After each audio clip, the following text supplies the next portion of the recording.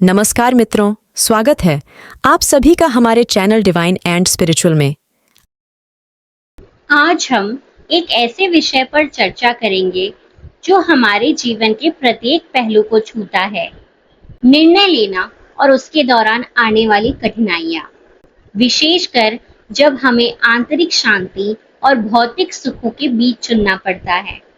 हम सभी जानते हैं कि जीवन में निर्णय लेना कितना महत्वपूर्ण है, परंतु जब हमारे सामने यह चुनने का सवाल आता है कि हम अपनी आंतरिक शांति की ओर बढ़े या फिर भौतिक सुखों के पीछे भागे, तब यह निर्णय और भी कठिन हो जाता है।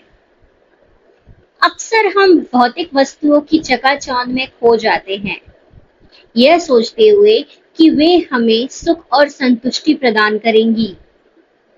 लेकिन सच्चाई यह है कि जब तक हमारे भीतर शांति नहीं होती, तब तक भौतिक वस्तुओं से मिलने वाला सुख क्षणिक और अधूरा ही रहता है।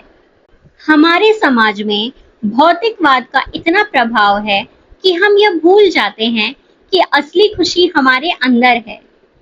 चाहे हमारे पास कितनी भी धन संपत्ति हो, अगर हमारे मन में शांति नहीं है और अपने जीवन में सही निर्णय नहीं ले पा रहे हैं, तो ये सब व्यर्थ हो जाते हैं। इसलिए धैर्य का महत्व बहुत अधिक बताया गया है। धैर्य हमें निर्णय लेने में मदद करता है और हमें सही दिशा में ले जाता है। यह हमें ये समझने में सक्षम बनाता है कि तात्कालिक सुख से अधिक महत्वपूर्ण हमारे दीर्घकालिक लक्ष्य और शांति है।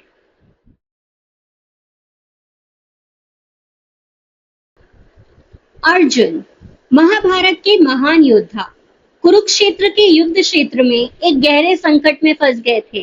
जब वह दोनों सेनाओं के बीच खड़े थे, तो उनके सामने अपने राज्य के लिए युद्ध करने और शक्ति और राज्य की भौतिकवादी प्राप्ति के बीच और आंतरिक शांति और धर्म के बीच का संघर्ष था।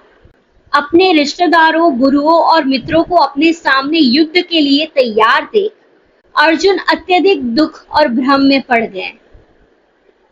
उन्होंने राज्य के लिए युद्ध करने की नैतिकता पर सवाल उठाया, यह महसूस करते हुए कि अपने ही सगे संबंधियों के रक्त से अर्जित की गई जीत खोखली और दूषित होगी।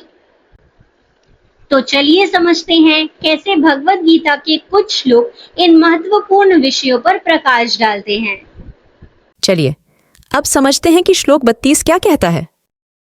न कांक्षे विजयन कृष्ण न च राज्यन सुखानि च किन्नो राज्यन गोविंद किं भोगैर्जीवितेन वा।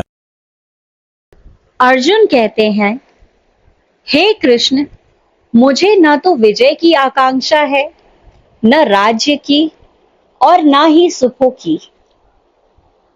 हे गोविंद, हमें राज्य से क्या लाभ, हमें भोगों और जीवन से भी क्या लाभ। इस श्लोक में अर्जुन भगवान श्री कृष्ण से कह रहे हैं कि उन्हें युद्ध में विजय, राज्य या सुखों की कोई इच्छा नहीं है। वे पूछते हैं कि राज्य, भोग और जीवन का क्या महत्व है जब उनके प्रियजन और गुरुजन इस युद्ध में मारे जाएंगे। अर्जुन का यह श्लोक उनके मन की दुविधा और मोह को दर्शाता है। चलिए अब समझते हैं कि श्लोक 33 क्या कहता है। येषामर्थे कांक्षितम नो राज्यम भोगाः सुखानि च त इमेव स्थिता युद्धे प्राणान् त्यक्त्वा धनानि च। इस श्लोक में अर्जुन कहते हैं कि जिनके लिए हम राज्य, भोग और सुखों की कामना करते हैं, वे ही सब यहाँ युद्ध में अपने प्राण और धन त्याग कर खड़े हैं। अर्जुन की यह बात उनके मन की दुविधा और मोह को दर्शाती है, क्योंकि वे अपने प्रियजनों के बिना राज्य और सुखों का कोई महत्व नहीं मानते। चलिए अब समझते हैं कि श्लोक 34 और 35 क्या कहते हैं।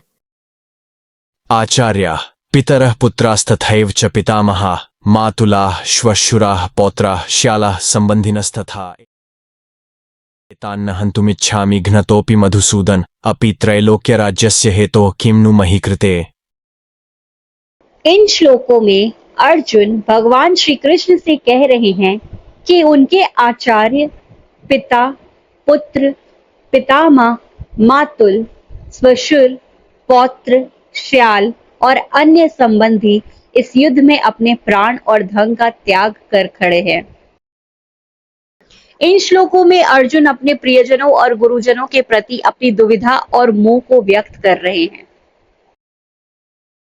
अर्जुन की यह बात उनके मन की दुविधा और मोह को भी दर्शाती है। चलिए अब समझते हैं कि श्लोक 36 और 37 क्या कहते हैं। निहत्य धार्तराष्ट्रान्न का प्रीति स्याज्जनार्दन पाप में वाश्रय दस्मान हत्वैता नाथतायन तस्मान्नार्हा वयम हन्तु धार्तराष्ट्रान् स्वबान्धवान् स्वजनम हि कथम हत्वा सुखिनः स्याम माधव। इस श्लोक में अर्जुन कहते हैं, हे जनार्दन, धृतराष्ट्र के पुत्रों को मारकर हमें क्या ही सुख मिलेगा, हमें पाप ही लगेगा। इसलिए हमें अपने स्वजनों को मारना उचित नहीं है। हे माधव, अपने स्वजनों को मारकर हम कैसे सुखी हो सकते हैं। इन श्लोकों में अर्जुन भगवान श्री कृष्ण से कह रहे हैं कि धृतराष्ट्र के पुत्रों को मारकर उन्हें कोई सुख नहीं मिलेगा, बल्कि पाप ही लगेगा। अर्जुन का यह विचार है कि अपने स्वजनों को मारना किसी भी दृष्टि से उचित नहीं है और इससे उन्हें कोई सुख प्राप्त नहीं होगा। अब समझते हैं कि श्लोक 38 क्या कहता है। यद्यप्येतेन पश्यन्ति लोभोपहत चेतसः कुलक्षय कृतं दोषं मित्रद्रोहे च पातकम्। इस श्लोक में अर्जुन भगवान श्री कृष्ण से कह रहे हैं कि धृतराष्ट्र के पुत्र और उनके समर्थक लोभ के कारण अंधे हो गए हैं और वे कुल के नाश से उत्पन्न दोष और मित्रों के साथ द्रोह करने के पाप को नहीं देख पा रहे हैं। अर्जुन का यह विचार है कि लोभ और स्वार्थ के कारण वे अपने कर्तव्यों और धर्म को भूल गए हैं। अब समझते हैं कि श्लोक 39 क्या कहता है। कथम न झेयमस्माभिः पापादस्मान् निवर्तितुम् कुलक्षय कृतं दोषं प्रपश्यद्भिर्जनार्दन। इस श्लोक में अर्जुन कहते हैं कि हे जनार्दन, हम जो कुल के नाश से उत्पन्न दोष और पाप को स्पष्ट रूप से देख रहे हैं, हमें इस पाप से क्यों नहीं हटना चाहिए। अर्जुन का यह विचार है कि जब वे इस पाप को देख पा रहे हैं तो उन्हें इस पाप से दूर क्यों नहीं होना चाहिए।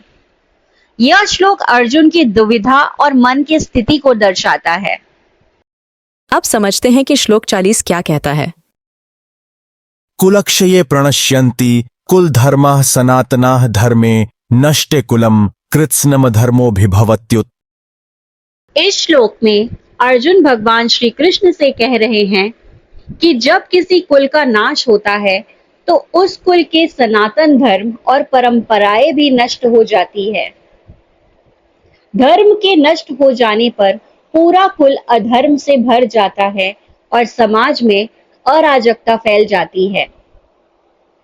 अर्जुन का यह विचार है कि कुल के नाश से समाज में नैतिकता और धर्म का पतन हो जाता है। चलिए अब समझते हैं कि श्लोक 41 क्या कहता है। अधर्माभिभवात् कृष्ण प्रदुष्यन्ति कुल स्त्रियः स्त्रीषु दुष्टासु वार्ष्णेय जायते वर्ण संकर। इस श्लोक में अर्जुन भगवान श्री कृष्ण से कह रहे हैं कि जब अधर्म का प्रभाव बढ़ता है तो कुल की स्त्रियां दूषित हो जाती हैं। स्त्रियों के दूषित होने से वर्ण संकर संतानों का जन्म होता है जो समाज में अव्यवस्था और अराजकता का कारण बनती हैं। अर्जुन का यह विचार है कि अधर्म और अनैतिकता के कारण समाज में नैतिकता और सदाचार का पतन होता है। चलिए अब समझते हैं कि श्लोक 42 क्या कहता है। संकरो नरकायव कुलघ्नानां कुलस्य च पतन्ति पितरो ह्येषां लुप्तपिंडोदक्रियाः। इस श्लोक में अर्जुन भगवान श्री कृष्ण से कह रहे हैं कि जब कुल का नाश होता है तो वर्ण संकर संतानों का जन्म होता है जो नरक का कारण बनता है। इसके साथ ही उन परिवारों के पूर्वज भी पिंडदान और तर्पण की क्रियाओं के अभाव में गिर जाते हैं। अर्जुन का यह विचार है कि कुल के नाश से समाज में नैतिकता और धर्म का पतन होता है, जिससे पाप और अधर्म भी बढ़ जाता है। तो आइए जानते हैं इस श्लोक का क्या मतलब है और कैसे युवा पीढ़ी इससे प्रेरणा ले सकती है। इन सभी श्लोकों से युवाओं को यह समझना चाहिए कि जीवन में धर्म और कर्तव्य का पालन सबसे महत्वपूर्ण है।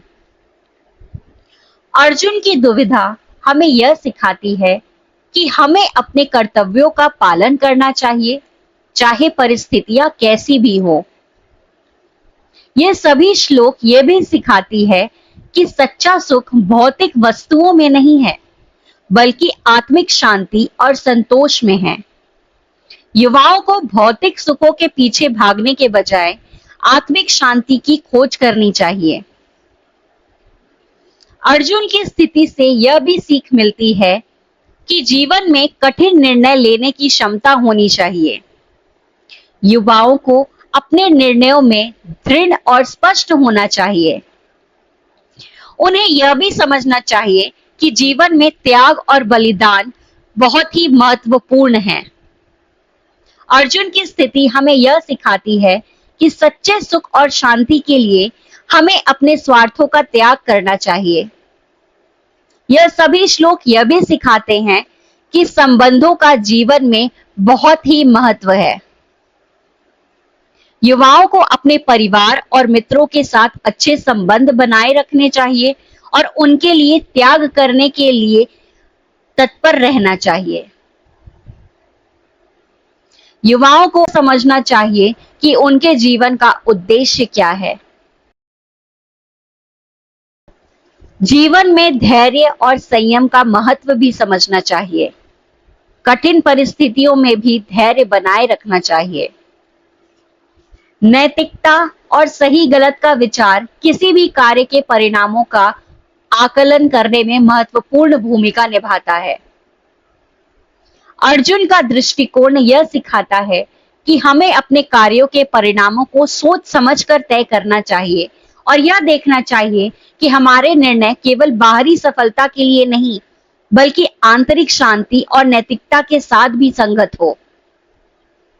युवाओं को एक सच्चे मार्गदर्शक की खोज करनी चाहिए जो उन्हें सही मार्ग दिखा सके, जैसे अर्जुन के लिए श्री कृष्ण थे। इस प्रकार भगवद गीता के इन श्लोकों से युवाओं को जीवन में सही मार्ग पर चलने और अपने कर्तव्यों का पालन करने की प्रेरणा मिलती है।